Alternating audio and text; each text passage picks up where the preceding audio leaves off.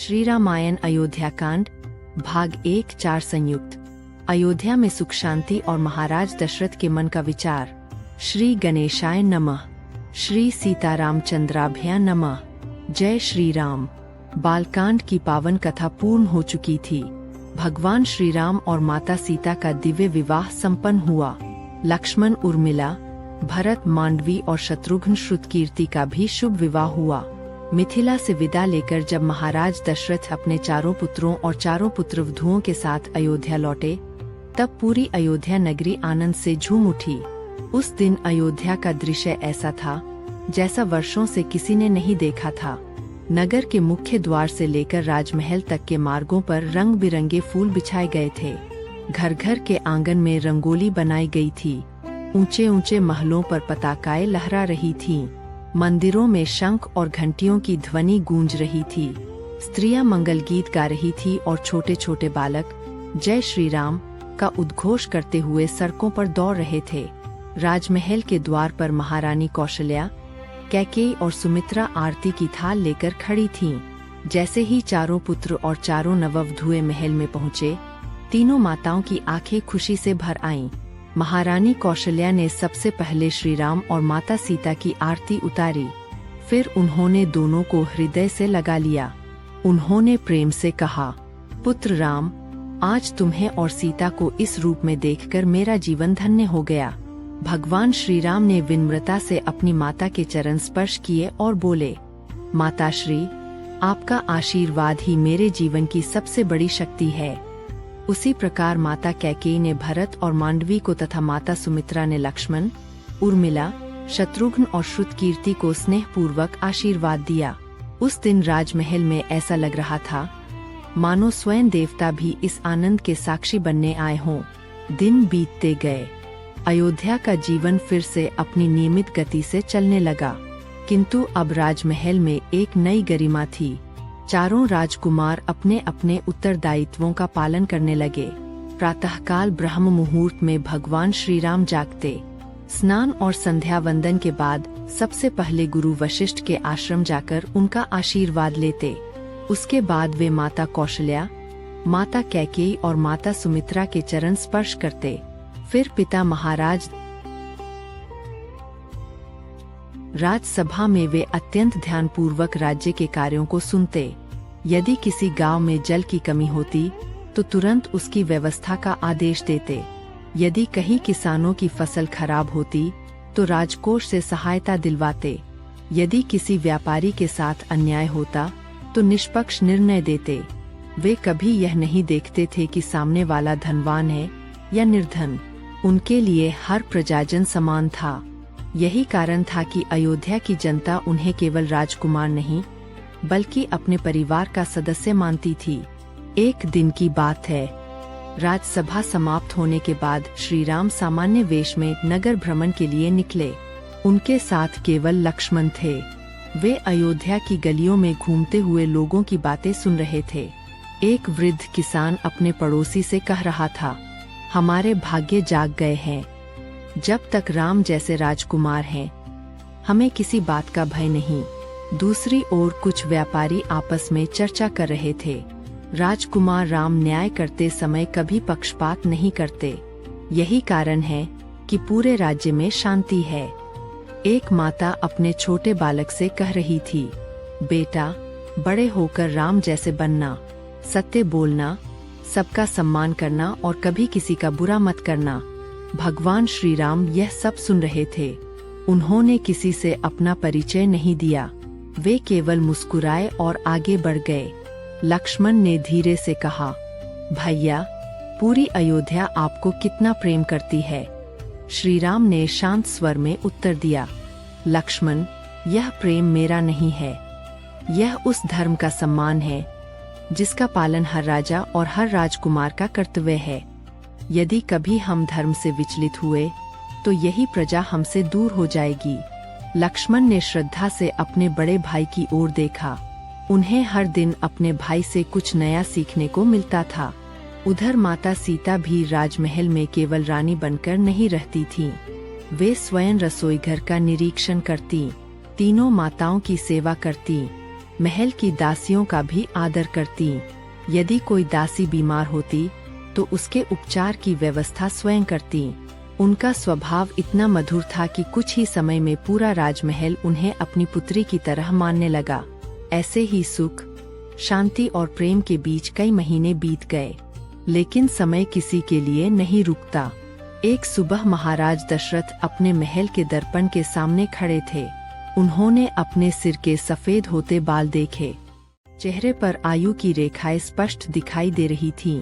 उन्होंने गहरी सांस ली और मन ही मन कहा, समय कितना शीघ्र बीत गया। ऐसा लगता है जैसे कल ही मैं युवावस्था में था। आज मेरा शरीर वृद्ध हो चला है। उसी क्षण उनके मन में एक गंभीर विचार उत्पन्न हुआ।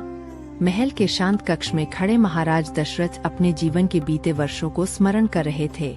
उन्होंने दर्पण में अपने श्वेत होते केश देखे और धीरे धीरे खिड़की के पास जाकर बाहर देखने लगे। सामने अयोध्या की विशाल नगरी दिखाई दे रही थी। दूर मंदिरों की घंटियां बज रही थी। प्रजा अपने दैनिक कार्यों में लगी हुई थी। महाराज दशरथ के मन में अनेक विचार उठने लगे। वे स्वयं से कहने लगे, जीवन का अधिकांश समय बीत चुका है। मैंने अनेक युद्ध लड़े, शत्रुओं को पराजित किया, राज्य की रक्षा की और प्रजा को अपने पुत्रों के समान माना, लेकिन अब शरीर पहले जैसा बलवान नहीं रहा। उन्होंने अपने हाथों को देखा। एक समय यही हाथ धनुष उठाकर रणभूमि में शत्रुओं का सामना करते थे। आज उनमें पहले जैसी शक्ति नहीं रही। उनके मन में एक प्रश्न बार बार उठ रहा था, यदि अचानक मुझे कुछ हो जाए तो अयोध्या का क्या होगा? राज्य का भार किसे सौंपा जाए? यह सोचते ही उनके मन में तुरंत श्री राम का स्मरण हुआ। उन्हें श्री राम का शांत चेहरा याद आया। उनकी विनम्रता, सत्यनिष्ठा, धर्म पालन, माता पिता के प्रति सम्मान, गुरु के प्रति श्रद्धा और प्रजा के प्रति प्रेम, ये सभी गुण एक एक करके उनकी आंखों के सामने आने लगे। वे मुस्कुराए और बोले, राम ही इस सिंहासन के सच्चे अधिकारी हैं। लेकिन दशरथ जानते थे कि इतना बड़ा निर्णय अकेले नहीं लिया जाता। उन्होंने तुरंत मंत्री सुमंत्र को बुलाने का आदेश दिया। कुछ ही क्षणों में मंत्री सुमंत्र हाथ जोड़कर उपस्थित हुए। महाराज की जय हो, आपने मुझे स्मरण किया। दशरथ ने उन्हें अपने समीप बैठने का संकेत दिया। फिर बोले, सुमंत्र, तुम वर्षों से मेरे साथ हो। तुमने मेरे जीवन के अनेक उतार चढ़ाव देखे हैं।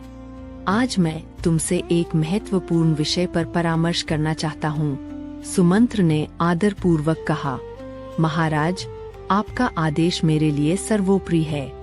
दशरथ बोले, मैं चाहता हूँ कि अब श्री राम को अयोध्या का युवराज बना दिया जाए।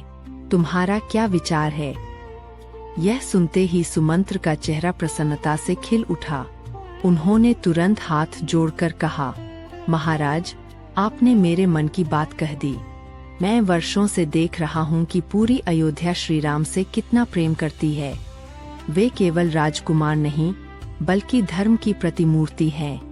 उन्होंने आगे कहा, जब भी मैं नगर में जाता हूँ, लोग केवल श्री राम की प्रशंसा करते हैं। किसान कहते हैं कि राम न्याय प्रिय हैं। व्यापारी कहते हैं कि राम सत्यवादी हैं। ब्राह्मण कहते हैं कि राम धर्म के रक्षक है। सैनिक कहते हैं कि राम महान योद्धा है। ऐसा राजकुमार दुर्लभ होता है। दशरथ ने संतोष की सांस ली। उन्हें विश्वास हो गया कि उनका विचार उचित है। उन्होंने उसी समय आदेश दिया, कल प्रातःकाल राजसभा में सभी मंत्रियों, ऋषियों और प्रमुख नागरिकों को बुलाया जाए। अगले दिन प्रातःकाल राजसभा विशेष रूप से सजाई गई। सिंहासन के दोनों ओर स्वर्ण स्तंभ चमक रहे थे। सभा भवन में सुगंधित धूप जलाई गई थी। धीरे धीरे सभी मंत्री, सेनापति, ब्राह्मण, ऋषि और राज्य के प्रमुख व्यक्ति सभा में आकर अपने अपने स्थान पर बैठ गए। कुछ देर बाद कुलगुरु महर्षि वशिष्ठ भी पधारे। महाराज दशरथ स्वयं सिंहासन से उतरकर उनके स्वागत के लिए आगे बढ़े। उन्होंने गुरु के चरण स्पर्श किए और आदर पूर्वक उन्हें सर्वोच्च आसन पर बैठाया। सभा पूर्णतः शांत हो गई। तब महाराज दशरथ उठे और बोले, हे गुरुदेव, हे मंत्रीगण और अयोध्या के सम्मानित जनों, आज मैंने आप सभी को एक महत्वपूर्ण विषय पर विचार करने के लिए बुलाया है। उन्होंने कुछ क्षण रुककर सभा की ओर देखा, फिर बोले, मैं वृद्ध हो चुका हूँ। अब मैं चाहता हूँ कि राज्य का भार अपने ज्येष्ठ पुत्र श्री राम को सौंप दूं। यदि आप सभी की भी यही इच्छा हो तो मैं शीघ्र ही उनका युवराज अभिषेक करना चाहता हूँ। इतना सुनते ही पूरी सभा में प्रसन्नता की लहर दौड़ गई। सभी मंत्री एक साथ खड़े हो गए। एक वृद्ध मंत्री ने कहा, महाराज, इससे श्रेष्ठ निर्णय और कोई नहीं हो सकता। दूसरे मंत्री ने कहा, श्री राम के समान योग्य, धैर्यवान और धर्मनिष्ठ राजकुमार इस पृथ्वी पर दुर्लभ है। तब महर्षि वशिष्ठ मुस्कुराए। उन्होंने शांत स्वर में कहा, राजन, आपने जो निर्णय लिया है वह केवल एक पिता का निर्णय नहीं बल्कि धर्म का निर्णय है। श्री राम के राज्याभिषेक से अयोध्या ही नहीं, संपूर्ण आर्यावर्त को एक आदर्श शासक प्राप्त होगा। हमें उपस्थित सभी लोगों ने एक स्वर में कहा, हम सभी इस निर्णय का पूर्ण समर्थन करते हैं। महाराज दशरथ की आंखें प्रसन्नता से भर आईं। उन्हें ऐसा लगा मानो उनके हृदय का सबसे बड़ा भार उतर गया हो। उन्होंने तुरंत आदेश दिया, गुरुदेव, कृपया राज्याभिषेक के लिए शुभ मुहूर्त निर्धारित कीजिए। महर्षि वशिष्ठ ने ध्यान लगाकर पंचांग देखा और बोले, राजन, कल का दिन अत्यंत शुभ है। यदि तैयारी आज ही आरंभ कर दी जाए तो कल प्रातः श्री राम का युवराज अभिषेक किया जा सकता है। यह सुनते ही सभा में हर्ष की ध्वनि गूंज उठी। लेकिन राजमहल के एक दूसरे भाग में एक ऐसी स्त्री थी जिसे इस शुभ समाचार का अभी पता नहीं था, और जब उसे यह समाचार मिलेगा तभी अयोध्या के इतिहास की दिशा बदलने लगेगी। राजसभा समाप्त हो चुकी थी। महाराज दशरथ ने जब भगवान श्री राम के युवराज अभिषेक का निर्णय लिया तो यह शुभ समाचार धीरे धीरे पूरे राजमहल और फिर संपूर्ण अयोध्या नगरी में फैलने लगा।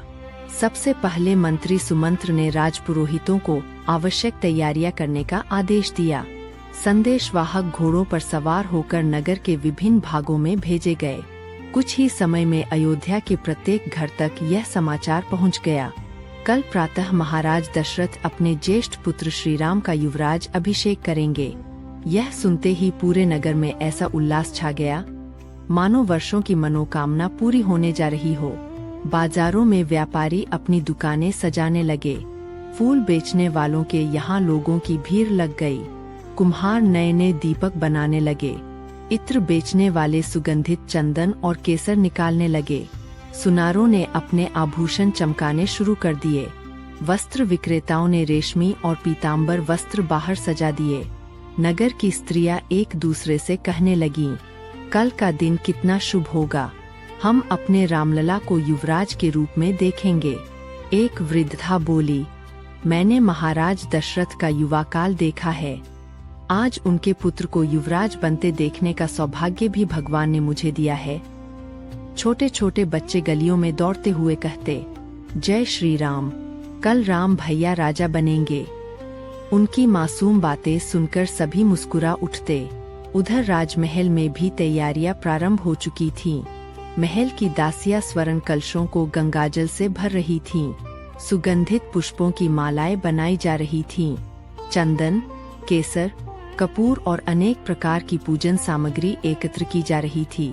राजपुरोहितों ने विभिन्न पवित्र नदियों का जल मंगवाने के लिए दूत भेजे। गुरु वशिष्ठ ने निर्देश दिया, राज्याभिषेक में किसी प्रकार की कमी नहीं रहनी चाहिए। यह केवल राजतिलक नहीं बल्कि धर्म और मर्यादा का अभिषेक है। राजमहल में हर ओर मंगल गीत गूंजने लगे। माता कौशल्या अत्यंत प्रसन्न थीं। वे बार बार भगवान विष्णु का स्मरण कर रही थीं। उन्होंने अपनी सखियों से कहा, आज मेरा हृदय अपार आनंद से भर गया है। जिस पुत्र के लिए मैंने वर्षों तक तप और प्रार्थना की थी वही आज अयोध्या का युवराज बनने जा रहा है। माता सुमित्रा भी अत्यंत प्रसन्न थीं। उन्होंने कहा, जहाँ राम होंगे वहाँ लक्ष्मण भी उनकी सेवा में रहेंगे। इससे बढ़कर हमारे लिए और क्या सौभाग्य हो सकता है। उधर कैकेयी को भी जब यह समाचार मिला तो वे प्रसन्न हो उठीं। उन्होंने अपनी दासियों से कहा, राम मेरे लिए भरत से भी अधिक प्रिय हैं। उनका युवराज बनना पूरे रघुवंश के लिए शुभ है। उन्होंने अपने कक्ष से एक बहुमूल्य हार निकलवाया और कहा, कल मैं यह हार राम को अपने हाथों से पहनाऊंगी। उस समय कैकेयी के मन में तनिक भी ईर्ष्या नहीं थी। वे सचमुच श्री राम से अत्यंत स्नेह करती थीं। इसी बीच राजमहल की सबसे ऊंची छत पर एक दासी खड़ी थी। उसका नाम था मंथरा। वह दूर दूर तक सजे हुए अयोध्या नगर को आश्चर्य से देख रही थी। उसने सोचा, आज पूरे नगर में इतनी सजावट क्यों हो रही है? हर व्यक्ति इतना प्रसन्न क्यों दिखाई दे रहा है? उसी समय एक दूसरी दासी वहां से गुजरी। मंथरा ने उसे रोककर पूछा, अरे आज यह सब कैसा उत्सव है? पूरे नगर में इतनी खुशी किस बात की है? दासी हंसते हुए बोली, तुम्हें अभी तक पता नहीं चला? कल प्रभु श्री राम का युवराज अभिषेक होने वाला है। इसी खुशी में पूरी अयोध्या सज रही है। यह सुनते ही मंथरा का चेहरा बदल गया। उसकी आंखों में चमक के स्थान पर कठोरता आ गई। उसने मन ही मन सोचा, यदि राम युवराज बन गए तो भरत का क्या होगा? कुछ क्षण तक वह मौन खड़ी रही। फिर उसके मन में एक के बाद एक कुटिल विचार आने लगे। आज कैकेयी प्रसन्न है, लेकिन उन्हें आने वाले समय का कोई आभास नहीं है। यदि राम राजा बने तो कौशल्या राजमाता कहलाएंगी। तब कैकेयी का सम्मान पहले जैसा नहीं रहेगा। यद्यपि यह सब केवल मंथरा की कल्पना थी, लेकिन उसके मन में ईर्ष्या इतनी बढ़ चुकी थी कि उसे हर बात में अपना स्वार्थ दिखाई देने लगा। उसने तुरंत निर्णय लिया, नहीं, मुझे अभी इसी समय रानी कैकेयी के पास जाना होगा। वह तेजी से सीढ़ियां उतरकर राजमहल के भीतर की ओर चल पड़ी। उसे नहीं पता था कि उसके मुख से निकले कुछ शब्द केवल एक परिवार का नहीं, बल्कि पूरी मानवता के इतिहास का रुख बदल देंगे। और उधर कैकेयी अपने कक्ष में निश्चिंत बैठी थी। उन्हें यह भी नहीं मालूम था कि अगले कुछ ही क्षणों में उनके जीवन की सबसे कठिन परीक्षा आरंभ होने वाली है। मंथरा तेज कदमों से राजमहल के भीतर बढ़ती जा रही थी। उसके मन में एक ही विचार बार बार उठ रहा था, किसी भी प्रकार रानी कैकेयी के मन को बदलना है। वह लंबे समय से कैकेयी की दासी थी। बचपन से ही कैकेयी के साथ रही थी, इसलिए वह जानती थी कि रानी का स्वभाव सरल और प्रेमपूर्ण है। यही कारण था कि वह सोच रही थी, यदि कैकेयी को समय रहते भड़काया न गया तो श्रीराम का राज्याभिषेक बिना किसी बाधा के हो जाएगा। उधर रानी कैकेयी अपने कक्ष में बैठी थी। उनके सामने सुंदर रेशमी वस्त्र रखे थे। दासियां अगले दिन के राज्याभिषेक के लिए आभूषण और पूजन सामग्री सजा रही थीं। कैकेयी के चेहरे पर प्रसन्नता झलक रही थी।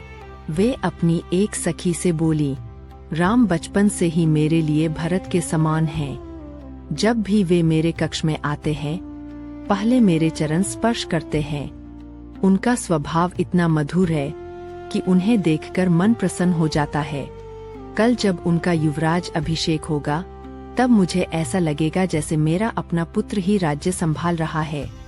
इतने में मंथरा वहां पहुंची। उसका चेहरा उदास था। वह धीरे धीरे लंगड़ाते हुए भीतर आई। उसे देखकर कैकेयी मुस्कुराई। उन्होंने स्नेह से पूछा, मंथरा, आज तुम्हारा चेहरा इतना उतरा हुआ क्यों है? पूरे महल में उत्सव का वातावरण है और तुम दुखी दिखाई दे रही हो। मंथरा ने कोई उत्तर नहीं दिया। वह चुपचाप खड़ी रही। कैकेयी ने फिर पूछा, क्या किसी ने तुम्हारा अपमान किया है या तुम्हारी तबीयत ठीक नहीं है? अब मंथरा ने गहरी सांस ली और बोली, महारानी, मेरा दुख मेरा नहीं है। मुझे तो आपके भविष्य की चिंता खाई जा रही है। कैकेयी आश्चर्यचकित हो गईं। उन्होंने कहा, मेरे भविष्य की चिंता? मैं कुछ समझी नहीं, स्पष्ट कहो। मंथरा ने धीरे धीरे बात शुरू की, महारानी, क्या आपको सचमुच पता नहीं कि पूरे नगर में यह उत्सव किस लिए मनाया जा रहा है? कैकेयी मुस्कुराते हुए बोली, हाँ, क्यों नहीं, कल राम का युवराज अभिषेक है। इससे बड़ा शुभ समाचार और क्या हो सकता है? इतना कहते हुए उन्होंने अपने गले से एक बहुमूल्य हार उतारा और मंथरा की ओर बढ़ाते हुए बोली, यह शुभ समाचार सुनाने के लिए यह हार तुम्हें उपहार में देती हूँ। लेकिन मंथरा ने वह हार अपने हाथ में नहीं लिया। उसने हार को एक ओर रख दिया। उसकी आंखों में चिंता का अभिनय था। कैकेयी ने यह देखकर पूछा, तुम प्रसन्न क्यों नहीं हो? क्या तुम्हें राम से कोई शिकायत है? मंथरा बोली, मुझे राम से कोई शिकायत नहीं है। वे तो गुणों की खान हैं। लेकिन मैं सोच रही हूँ कि जब वे राजा बन जाएंगे तब आपका स्थान क्या होगा? कैकेयी ने हंसते हुए उत्तर दिया, मंथरा, तुम कैसी बातें कर रही हो? राम मेरे पुत्र के समान हैं। वे कभी मेरे सम्मान में कमी नहीं आने देंगे। मंथरा ने सिर हिलाया। महारानी, आप बहुत सरल हैं। आप सभी को अपने जैसा समझती हैं। लेकिन राजमहल की राजनीति इतनी सरल नहीं होती। कैकेयी कुछ गंभीर हुई। उन्होंने पूछा, तुम कहना क्या चाहती हो? मंथरा अब धीरे धीरे अपने शब्दों का जाल बुनने लगी। वह बोली, जरा सोचिए, जब राम राजा बनेंगे तब उनकी माता कौशल्या राजमाता कहलाएंगी। सारा राज्य उनके चरणों में झुकेगा। आपके कक्ष में जो लोग आज आदर से आते हैं वे कल कौशल्या के पास जाएंगे। कैकेयी ने तुरंत उत्तर दिया, यदि ऐसा होगा तो मुझे खुशी ही होगी। कौशल्या मेरी बड़ी बहन के समान है। मंथरा समझ गई कि कैकेयी का मन अभी भी निर्मल है। उसने तुरंत विषय बदलते हुए कहा, ठीक है, आप अपने बारे में मत सोचिए, लेकिन एक बार भरत के बारे में सोचिए। कैकेयी का ध्यान अब पहली बार भरत की ओर गया। उन्होंने पूछा, भरत के बारे में? भरत को क्या होगा? मंथरा ने धीमे स्वर में कहा, महारानी, यदि राम राजा बन गए तो भविष्य में भरत का स्थान कहाँ होगा? क्या आपने कभी इस बारे में विचार किया है? यह सुनकर कैकेयी कुछ क्षण के लिए मौन हो गईं। अब तक उनके मन में कोई संशय नहीं था, लेकिन मंथरा ने पहली बार उनके मन में एक प्रश्न का बीज बो दिया था। यहीं से वह घटना प्रारंभ हुई जिसने आगे चलकर भगवान श्री राम के वनवास का मार्ग प्रशस्त किया। अगले खंड में हम देखेंगे कि मंथरा किस प्रकार एक एक तर्क देकर कैकेयी के मन को विचलित करती है और कैसे एक निर्मल हृदय धीरे धीरे संशय में घिरने लगता है। बोलिए श्री रामचंद्र भगवान की जय। जय सिया राम।